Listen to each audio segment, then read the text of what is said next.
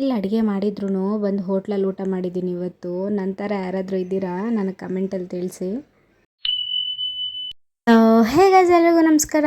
Welcome back to my daily vlog. ಇವತ್ತು ಬೆಳಗ್ಗೆ ಎದ್ದು ಒಂದು ಸ್ವಲ್ಪ ಹಾಟ್ ವಾಟರ್ ಕುಡಿದು ಟಿಫನ್ ಏನೂ ತಿಂದಿಲ್ಲ, ಬೇಗ ಪಟ ಪಟ ಅಂತ ರೆಡಿಯಾಗಿ ಮನೆ ಬಿಟ್ಟೆ. ಯಾಕಂದರೆ ಈ ನಡುವೆ ಕಾಲೇಜಿಗೆ ಲೇಟಾಗಿ ಹೋದರೆ ಕಾಲೇಜಿಂದ ಹೊರಗಡೆ ಹಾಕ್ತವ್ರೆ. ಸೊ ಆದ್ದರಿಂದ ಅಲ್ಲಿಂದ ನನ್ನ ಫ್ರೆಂಡ್ನ ಪಿಕಪ್ ಮಾಡಿಕೊಂಡು ಬಸ್ ಹತ್ಕೊಂಡು ಕಾಲೇಜ್ ಕಡೆ ಹೊರಟ್ವಿ. ಈ ನಡುವೆ ಮನೇಲಿ ಟಿಫನ್ಸ್ ಏನೂ ಮಾಡಲ್ವಲ್ಲ, ಅನ್ನ ಸಾರು ನಂಗೆ ತಿಂದು ತಿಂದು ಬೋರ್ ಅಂತ ಹೇಳ್ಬಿಟ್ಟು ಇಲ್ಲೇ ನಮ್ಮ ಊರಲ್ಲಿ ಸ್ನ್ಯಾಕ್ಸಲ್ಲಿ ಒಂದು ಸ್ವಲ್ಪ ಸೆಟ್ ದೋಸೆ ತೊಗೊಂಡು ತಿಂದು ಕಾಲೇಜ್ಗೆ ಹೋಗಿ ಕಾಲೇಜೆಲ್ಲ ಮುಗಿಸ್ಕೊಂಡು, ನನ್ನ ಪುಣ್ಯಕ್ಕೆ ಇವತ್ತು ಸ್ಯಾಟರ್ಡೆ ಬಸ್ ಸಿಕ್ತು ಅಂತ ಅಂದ್ಬಿಟ್ಟು ಬಸ್ ಹತ್ತಿದೆ.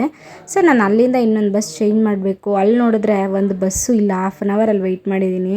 ಈ ಬಿಸಿಲಲ್ಲಿ ಬರೋಷ್ಟೊತ್ತಿಗೆ ಮನೆಗೆ ಸಾಕಾಗೋಯ್ತು. ಮನೆಗೆ ಬರೋಷ್ಟೊತ್ತಿಗೆ ನಮ್ಮ ಅಜ್ಜಿ ಚಿತ್ರಾನ್ನ ಏನೋ ತಂದಿದ್ರಂತೆ ಹೋಟ್ಲಿಂದ. ಸೊ ಚಿತ್ರಾನ್ನ ಒಂದು ಸ್ವಲ್ಪ ತಿಂದ್ಬಿಟ್ಟು ಅದಾದಮೇಲೆ ಇವತ್ತು ಯಾಕೋ ಫುಲ್ ತಲೆನೋವ್ತಿತ್ತು. ಹಾಗೆ ಹೊರಗಡೆ ನಿಂತ್ಕೊಂಡು ಒಂದು ಸ್ವಲ್ಪ ಹಾಲು ಕುಡ್ಕೊಂಡು ಹಾಗೆ ಹೊರಗಡೆ ವ್ಯೂ ಎಂಜಾಯ್ ಮಾಡ್ತಾಯಿದ್ದೆ. ಇನ್ನು ಅಡುಗೆ ಮಾಡೋಣ ಅಂತ ಬಂದು ಅಡುಗೆ ಸಾಂಬಾರು ಮಾಡಿದೆ ಅಷ್ಟೇ.